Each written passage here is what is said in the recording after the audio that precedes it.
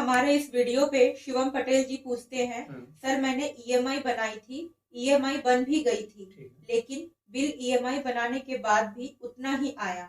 मैंने वो complete amount जमा भी करा दिया, अब अमाउंट भी जमा हो गया है और ईएमआई भी। Please sir solve my problem. Shivam ji, काफ़ी अच्छा सवाल आपने पूछा है। बहुत से लोग इस तरह की प्रॉब्लम फेस करते हैं, तो मैं आपको बताता हूँ। यहाँ पे देखिए, दो चीज़ें हुई होंगी। दोनों चीज़ों को मैं अलग अलग आपको एक्सप्लेन करता हूँ। जब भी किसी ट्रांजेक्शन को आप ईएमआई में कन्वर्ट करते हो, आपने बिल जनरेट होने के बाद किया, ठीक है। तो मान लेते हैं कि जो आपने बिल जनरेट होने के बाद ट्रांजेक्शन को ईएमआई में कन्वर्ट किया और आपने टोटल अमाउंट भी क्लियर कर दिया, आपने ईएमआई भी क्लियर कर दिया, ठीक है।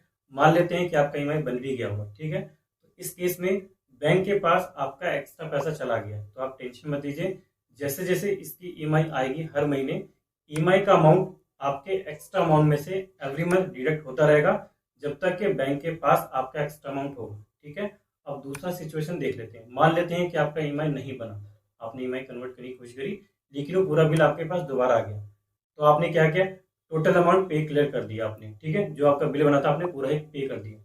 तो इसमें आप टेंशन लेने की जरूरत नहीं। आपका जो बिल बना था आपने टोटल दे ही दिया है, ठीक है। आपने, आपको लगा जो ईएमआई था वो भी आपने दे दिया। तो अगर आपने टोटल पे किया है तो टेंशन मत लीजिए, आपका बिल ऑटोमेटिक क्लियर हो गया है। और अगर आपने एक्स्ट्रा अमाउंट ईएमआई समझ के डाल भी दी है, तो भी आप टेंशन मत लीजिए।